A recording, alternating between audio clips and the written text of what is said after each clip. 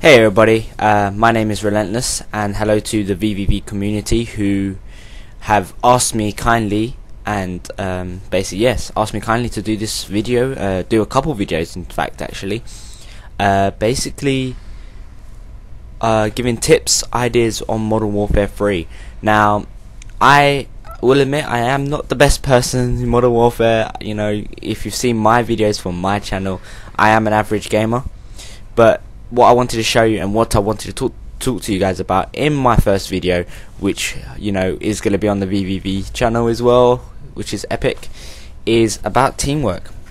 Now, how teamwork games are based. Now, this is a search and destroy game, and I am playing with one of the Evo Clan members and also a vVv member, which is vVv Rage Evo.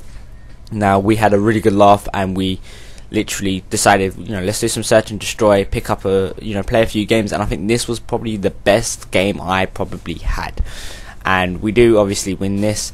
But what it's all about is teamwork. Now, forget about who I'm playing with here, but it, you know, I will be mentioning names, but the main obviously idea here is how teamwork games are based. Now, in this area here is I throw a grenade there, and if you can see Rage down the end, before I get to this corner and say Relentless, careful, there's a guy there, I turned the corner, wasn't sure exactly where he was, but I picked up the kill nicely there.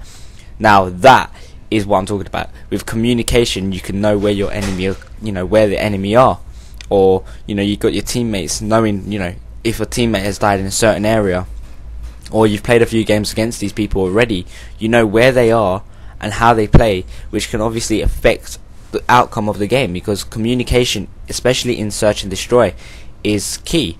You need to be able to talk to your team members, your friends, and know how everybody plays. Especially, obviously, like I'm saying, it's not just all about communication. You also got to know everyone's strengths. Is which person is stronger at doing this, what person is stronger at doing that. And you know, you can have the people that like to sit back and take their time, or you can have the members, players like me, who get themselves straight in there and do try to flank them. I am a person that likes to obviously kind of flank the enemy, try to get behind the enemy lines without them noticing, take my time a bit, and pick up those vital kills that do affect your team and lead your team to a nice victory. But obviously, to do that, and especially, you know, to do that, you need a team-based game. Like with Search and Destroy, it is harder to flank because it is such a slow, you know, it is a slow-paced game. Whereas, you know, Team Deathmatch or Kill Confirmed is more of a fast-paced run and gun, you know, to get in there. And that's where I kind of have my, you know, my abilities are kind of better, because I know how to move behind. And if I know exactly where the spawns are, and spawns are vital, especially even in a game like this with Search and Destroy, spawns are vital. If you know where the enemies spawn and you know what kind of areas they will move themselves into, that is going to bring the outcome of how you're going to play, and maybe affect the way of you getting kills, or maybe even dying. Obviously here Evo was left on his own.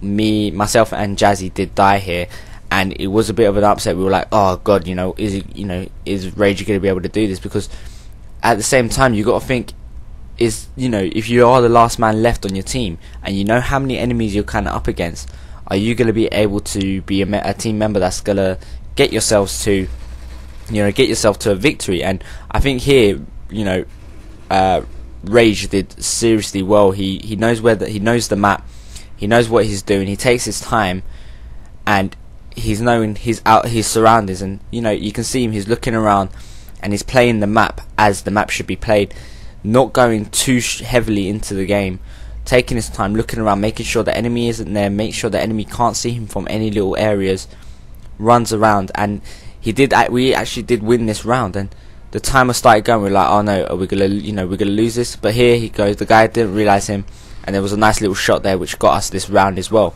The final round, which is about to be played, was the final round where I kind of shined, I guess, again, and you know, helped my team to the victory that we did. But that was all to do with communication, because even though we were actually doing a team tactical game, so obviously we can have our party chat, we are talking between each other. So we, you know, I'm saying to, you know, we're talking to each other saying, watch out here, you know, maybe take your time here. And I noticed the guy plant a claymore here, and I was like, oh no, what's gonna happen? and luckily he didn't realize me there. I took him out, and this was one of the guys who actually did pick up a few kills on us and was a massive, was a massive part of their team, and taking him out was a good point. And here I noticed someone does actually jump down and come back behind me. I pick up the other kill. I make my way round, knowing that Evo has just Rage has just died, and he told me where the guy is. I picked up, took my time, slowly took the kill, and that got our team to the victory over 4-1, and got our team got myself to a nice 6-2 KD.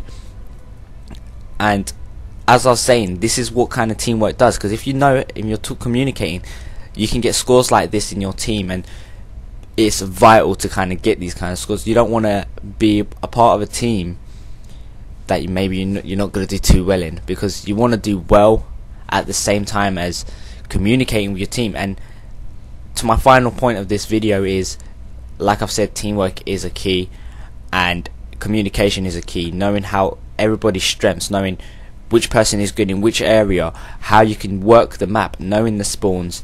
These are vital keys, especially for Call of Duty and especially for team-based games like Search and Destroy.